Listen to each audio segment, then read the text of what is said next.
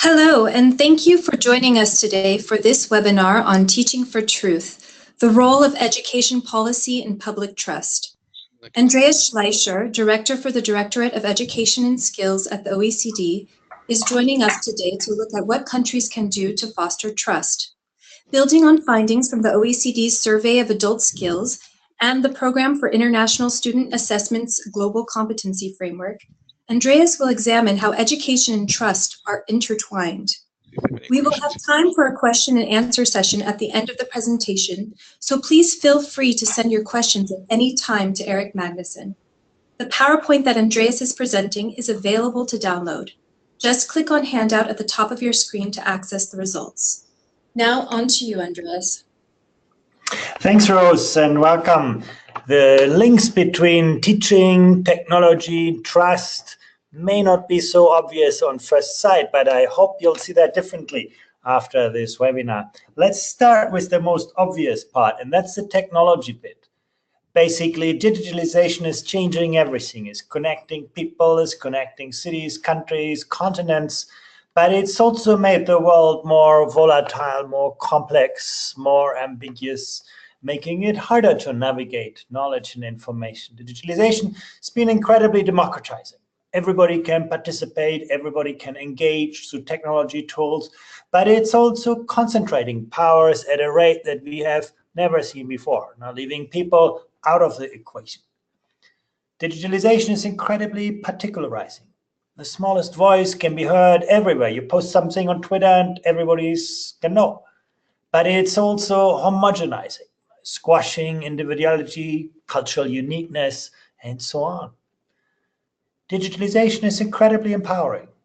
You no longer need a big company, a lot of money to start something. You need a big idea, and digitalization can actually help you realize, develop it, and actually broadcast it. But it can also be incredibly disempowering, making us slaves of the machines. And where we end up on this scale has a lot to do with our own capabilities. Let's look at children or 15-year-olds, youth. We looked at this in our Pisa context, and here you can see the share of 15-year-olds who told us that they were feeling bad if they were not connected to the internet. You go to the left side of the chart, you can find countries, where more than 8 out of 10 children say that I feel bad if I'm not connected to the internet. And surprisingly similar among boys and girls. Now, on the right side of the chart is less, but still you have 40%. That's the smallest figures for which we could be getting. So in the majority of countries, you have a majority of 15-year-olds who basically, for whom the internet has become like the air to breathe, something very, very important in their lives. You can also see that in the share of time they spend online out of school on a typical school day here on this chart. And I'm showing you the figures for 2012 with the yellow diamond and in blue for 2015. And what you can see is that between just 2012, 2015, 3 years, there's some countries where the time students spend online outside a school day has doubled. But in virtually all countries, in a very short time, it's increased very significantly. So time spent on the internet is very, very important. Obviously, the more time you spend on the internet, the less time you spend on other things, largely interacting with people in real time. And that brings me really to the issue where trust comes into the picture. Today on the internet, you're confronted with all sorts of news. In the past, when you didn't know the answer to a question, you had some doubts, your teacher would show you to an encyclopedia, you could find the answer to your question, and you could trust the answer to be correct. Today, you go on Google or Baidu or whatever, and you find 30, 40,000 answers to your question, and nobody telling you what's right, what's wrong, what's true, what's not true.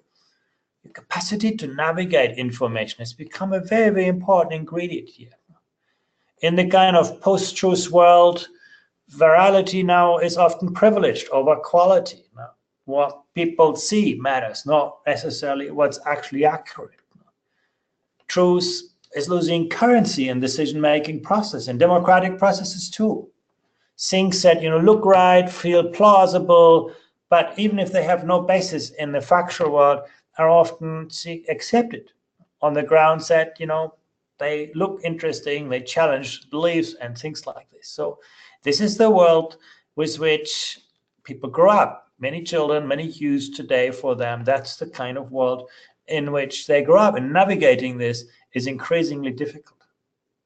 There's another aspect to this. Basically here, here's just an example. A study by Stanford University has shown that over 80% of middle schoolers in the US couldn't distinguish between an ad labeled sponsored content and a real news story.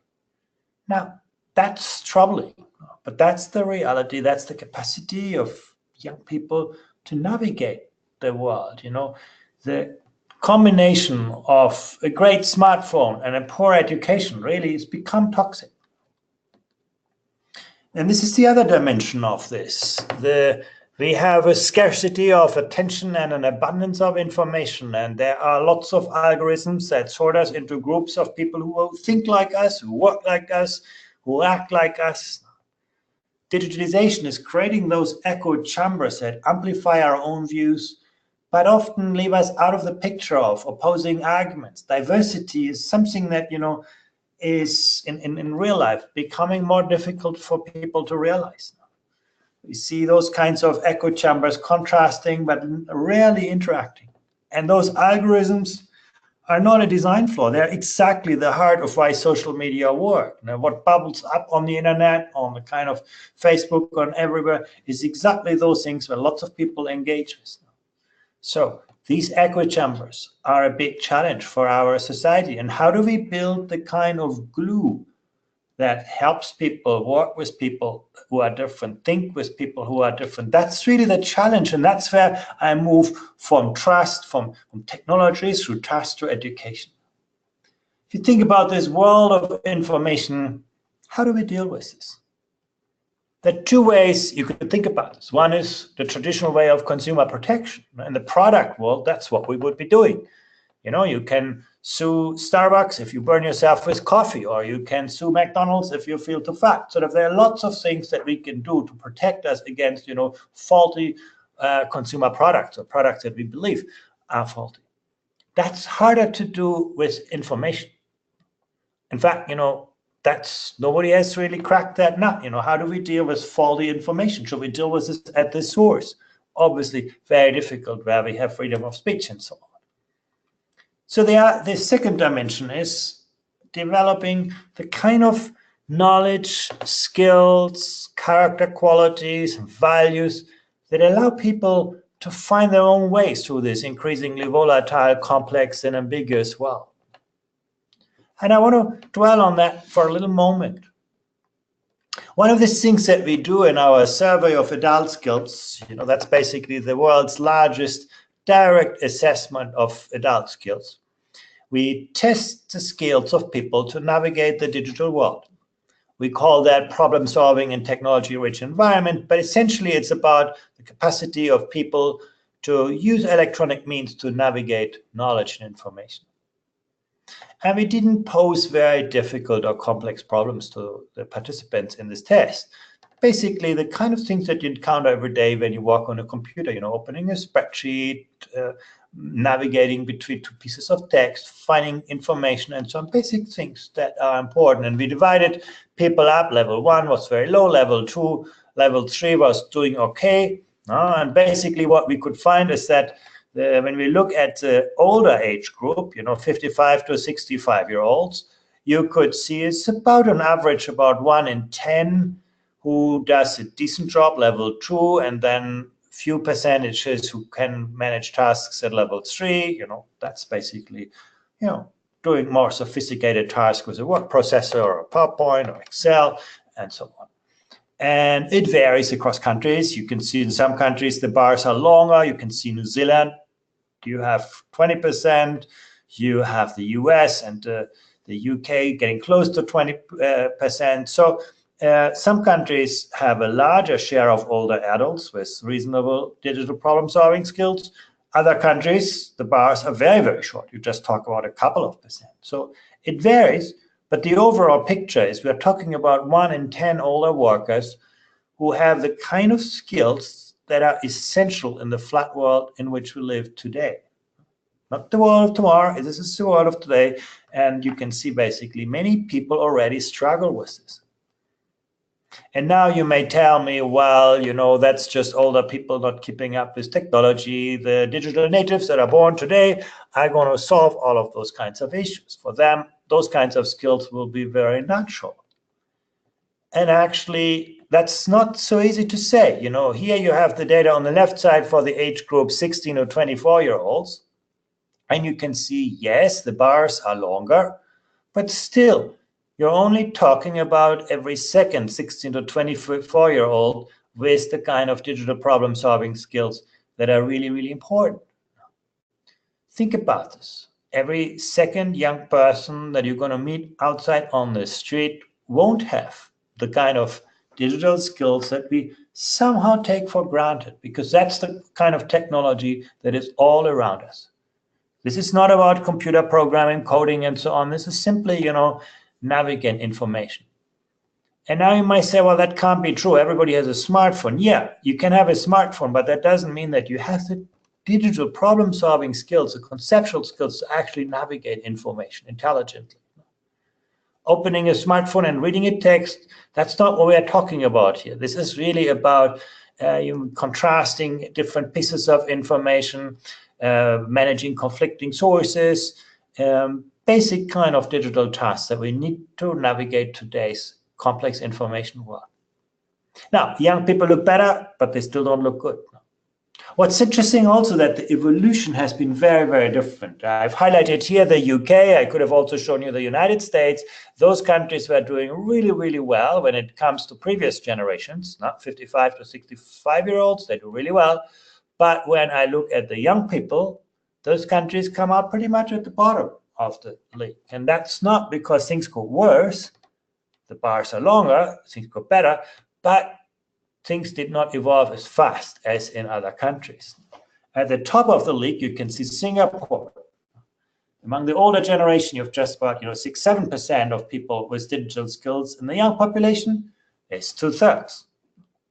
Number one. But still, even in Singapore, the top performing country, you still have 1/3 of young people who are not equipped for the digital world in which they work and, more importantly, live. Digital skills may actually be even more important for a successful life, for engaging as citizens, than they are just for the workplace. So that's the picture, how things look today. We have looked at this also among young people in Pisa. Things are pretty similar. We always find, a significant share of young people who struggle with those basic information skills. Now, does this matter? And I want to put the picture together. I started with technology, then I talked about trust, then I talked about education. And you can see there are big linkages between them. You can see, for example, coming back to the assessment of adult skills, that people with better literacy skills, better information management skills are over twice as likely to be employed. They are almost 3 times as likely to have a good wage. There is a relationship between skills and the health of people, a relationship between skills and the participation in volunteering activities. There is a relationship between skills and the propensity of people to see themselves as actors in society. Those with high levels of skills think that they can make a difference in society, they can contribute something.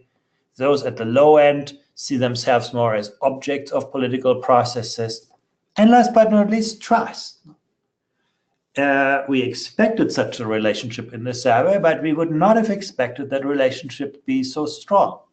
We think about trust in institutions, trust in people, depends on institutions and people. Yeah, it does. But actually, the skills that you have are a very, very strong predictor for the extent to which you trust other people, build those kinds of bridges, create that kind of glue that can become the antidote of the echo chambers created by digitalization, building bridges, building kind of bridging social capital, the glue in modern societies. That is very much linked to the skills of people. And we have looked at those relationships. we have looked, for example, at the generalized trust across countries through some surveys. You see some countries where trust levels are generally high. You can see Denmark, Sweden, Finland, Norway, Japan, and the Netherlands.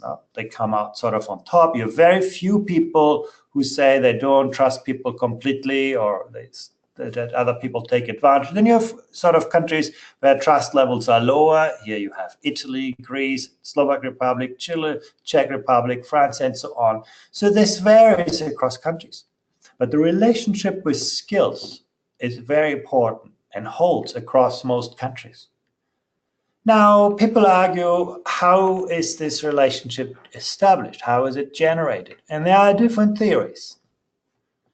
There are some people highlight the cognitive mechanisms. No? If you are smart, it's more likely or more easy for you to trust other people. You can see sort of things more clearly. And if you see things more clearly, then trust is sort of easier to establish. No?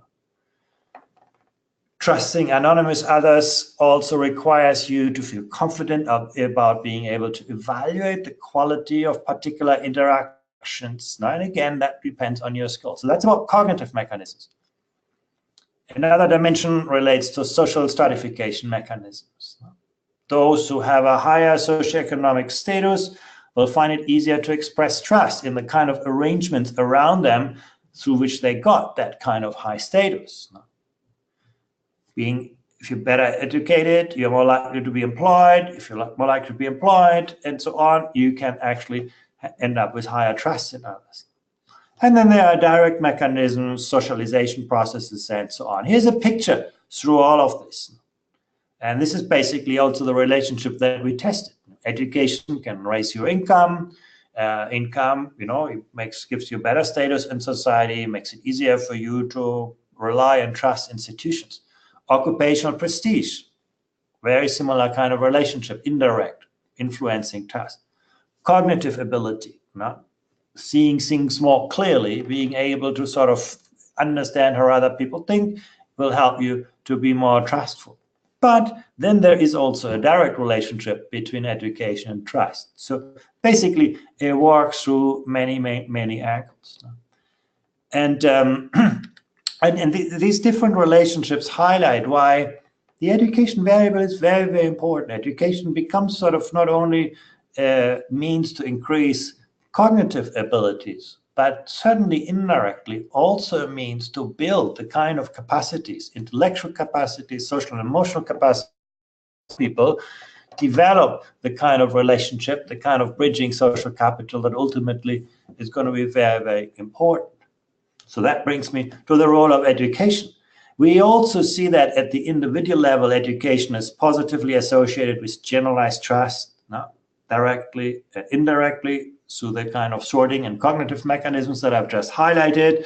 And also, but we also see that the strength of that association actually varies quite a bit across countries. What you saw is the green bar in the chart, that was the average across OECD countries, but you can actually see that strength of a relationship varies across countries. So we were very interested to see what is behind that variability, and there are a couple of things that we saw. First of all, the association between literacy and generalized trust was stronger in countries that have more birthplace diversity, more migration. So in a way, there is a more diverse society. The relationship with literacy and trust was stronger. So literacy plays a more important role. At the same time, we also see that the association between skills and trust was weaker in countries that were more unequal in terms of income. Both relationships highlight really the importance of bringing education into the picture as a mediating variable. And that brings me to the role for schools. Why, of course you can say, well, those kinds of skills will be learned in many places, but at the end of the day, school is not the only, but the first place where children encounter the full diversity of society. And less they encounter this in other means. They spend less time with children in other settings. They spend more time on the internet. So school is really a very important place for children to meet the diversity of society. School is also a place that provides opportunities for students to learn about global developments. That's what teachers can do directly, not just through special subjects, but more or less in any subjects that teachers teach. Teaching students to think creatively, to think critically, to understand, to distinguish between questions that are scientifically investigable and that are others that are just based on popular beliefs. Equally important, schools can equip students with an appreciation of other ways of thinking, of other ways of working, of other cultures. And doing so can actually strengthen their own cultural identity. In the same way that, you understand the grammar of your language best when you actually learn a foreign language, engaging with other cultures can help you build identity that is so increasingly important in the world where that comes less and less from the outside, where the digitalization, the digital world confronts you with any form of identity. And so on. So there are lots of ways in which schools can actually make a difference. And that brings me to the last point I want to make. In our Pisa assessment, where we look at the knowledge and skills of 15-year-olds every 3 years, we've integrated that aspect also in our latest assessment in global competences that we put to the field this year. And we look at several dimensions in this. We start with, extent to which young people can effectively combine knowledge and critical reason so that they can establish their own view on things. We think that globally competent students can draw on and combine the disciplinary knowledge in different subject areas and different ways of thinking to ask questions, to analyze data and arguments, and so on. So examining local, global, and intercultural issues is something that we want to see to what extent 15-year-olds are able to do that. We look at their capacity to understand and appreciate the perspective and worldviews of others. Are young people willing and able to understand global issues and other perspectives, other people's behavior? Do they understand different points of views? And also, do they recognize that perspectives, their own perspectives or other people's perspectives, are inherently shaped by all sorts of influences and concepts of reality? So understanding perspectives. We want to see to what extent they can also engage with those other people, with other contexts, other cultures in a meaningful way. Can they interact in a way that respects that? And then last but not least, whether they can take action. They're ready to respond to this, not just, posting some tweets, but actually doing something about this. Now, when you think about this, this is a complex agenda, and it actually has several dimensions. There is a dimension of knowledge, clearly. Knowledge is a very important aspect of global competency. We want to see, for example, what students know about cultural and intercultural relations, how they understand the socioeconomic development and interdependence. Do they know that when they drink a cup of coffee, that may have implications on how other people work and live far away on the other side of the planet? And so on. We look at the knowledge part, we look at the skills part, the capacity of young people to reason with information, to communicate in intercultural context, to take perspectives, to resolve conflicts, and so on. We look at the attitudes of people, and this is, of course, where things can become more difficult also to assess to what extent are young people open towards people from other cultural backgrounds, have respect for cultural differences, have this kind of global mindedness, this openness to the world. And last but not least, there is this aspect of value. That's not something that we can directly assess in a PISA test and so on, but that is very, very important. What are the underpinning values that we can take for granted and that sort of underpin the educational systems in different parts of the world? So this is just to conclude with a specific instrument that we provide to assess those kinds of knowledge, skills, character qualities that are a very important attribute of people to develop that kind of bridging social capital, the kind of trust that will basically allow us not only to live, but to thrive in the digital world that brings us all together. And I'll leave it here so that we have enough time for your questions. Thank you very much, Andreas. We have received a few questions from our listeners. One listener would like to know if there's a correlation with the increase of students' online activity and trust. I don't know if Pisa has data on that or... Actually, and we can't say that because the trust variable was really measured in our assessment of adult skills, whether the PISA looks at, online activities of young people. So that's not something that we can evaluate, but clearly it's an interesting question. I realize that.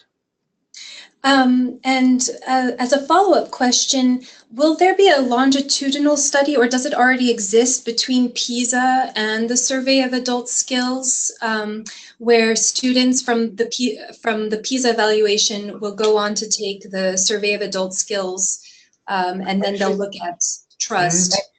Yeah, actually, some countries have done that. Canada was the first country that has put a longitudinal study in place. Denmark has it, Switzerland has it, Australia has it. So a number of countries that have done it. It's a quite expensive undertaking, so we don't do that everywhere. But and there are very, very interesting evolutions. We looked at, for example, to what extent do different cognitive, social, and emotional kind of skill qualities actually predict behavior later in life, and acquisition of skills and knowledge later in life, and trust. So yeah, we can make some inferences here, but only for a limited range of countries. Okay, thank you. And I have another question on digital skills. You did briefly talk about what schools can do to equip students with the ability to perhaps evaluate the reliability of the news articles that they see on the internet. Does this mean that teachers have to use ICT more in the classroom, or is there other ways? Well, actually, this is a good question. To what extent does the kind of cognitive, social, and emotional qualities that help you navigate the internet really depend on technology? And I don't think we should be so sure about this. In fact, some of the countries that do best on those kinds of skills are ones that use very little technology in the classroom. So it's more about, conceptual understanding, information management skills. I think the technology part is really the easy part. Most 15-year-olds actually know how to navigate technology and so on, but it's the kind of underpinning skills and knowledge that are often missing. And I think obviously, teaching them through technology is the most obvious way to do, but I'm not sure that's really necessary. I don't think, more technology in a classroom is linked to better digital skills. In fact, we have some data on this, that relationship is curvilinear at best. The classrooms that have a moderate use of technology tend to be the ones with the best outcomes on those digital skills, whereas classrooms with a heavy use of technology often don't come out so well. So it's an interesting question, not so easy to answer. Yes. You talk about the minimum level of digital skills in the Survey of Adult Skills. Could you give us some examples of what this consists of? I guess it's level 2 is the minimum level. Yeah, basically to solve a task at level 2 is, you open a spreadsheet, you look up a number, you may combine that information with another text that is somewhere else. So it's not really technologically difficult. It usually, at level 2, requires you typically to triangulate different information sources, to combine different pieces of information, quite elementary processes, but as you can see, it's not. There's still lots of people who have difficulties with that. And as a follow-up question, do you have data? I think it's the Adult Skills Survey, but on social trust and how it relates to literacy and numeracy skills. Yeah, absolutely. In fact, one of the charts that I presented early on had showed that relationship, the odds ratio of people trusting depending on the literacy levels that obtained on the test. And yeah, we do have that for all countries. It's published in our skills outlook. And will these questions also be asked in the future in the PISA study, in the Program for International Student Assessment? Well, the way the questions were asked were more amenable to adults, but it's certainly something that we are looking in the context of global competency. We have lots of background questions that have a similar orientation, but are asked more in ways that relate to young people. Okay, thank you. So the global competency aspect has actually many dimensions of trust in there. Now, the willingness, the openness to be others and towards others, towards other cultures, other ways of thinking. All those are elements that influence trust. No? Okay, so global competency that will be evaluated this year, right, in 2018, and then we'll see the data for it in 2019, 2020, correct? That's correct, yes. All right. I have another question related to the survey of adult skills. Do you also look at social mobility and trust?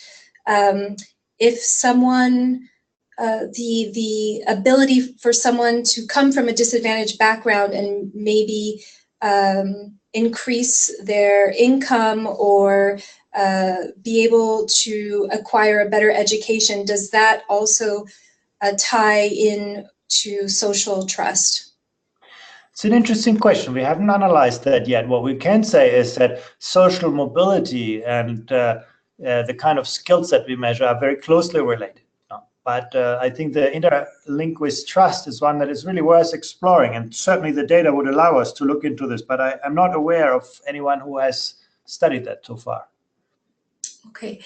And could you explain a little more in detail generalized trust? What does that stand for? What does that mean? Yeah, basically we ask very simple questions on trust. It's sort of generalized trust means simply, it's not specific to any specific activity or type of people, just do you trust people you do not know? Now, that's basically the idea. Yeah, it's,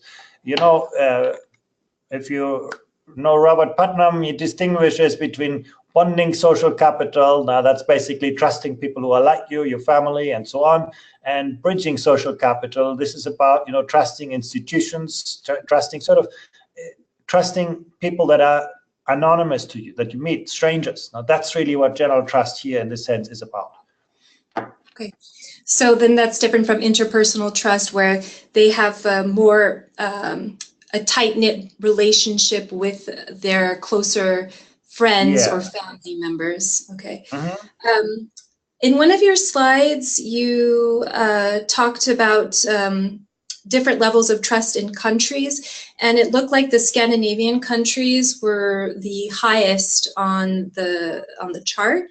Do you happen to know?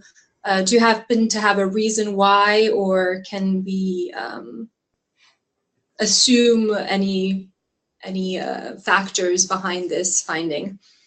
Yeah, the individual factors are clearly visible. Those countries not by accident are also the ones that come out highest or among the highest on the survey of adult skills. Japan and the Nordic countries were the top performers on that survey, and they come out high on trust. But there are other factors in societies often. For example, I mentioned that that relationship between trust and skills is stronger in countries that have less income inequality, for example. So those factors may also mediate that relationship. And when you have a more kind of homogeneous society, it may not be so difficult to trust people who are different from you. Or when the institutions are very reliable, very predictable, you can basically trust those institutions. So there may be supply and demand factor both at work, but clearly the skills dimension is an important one.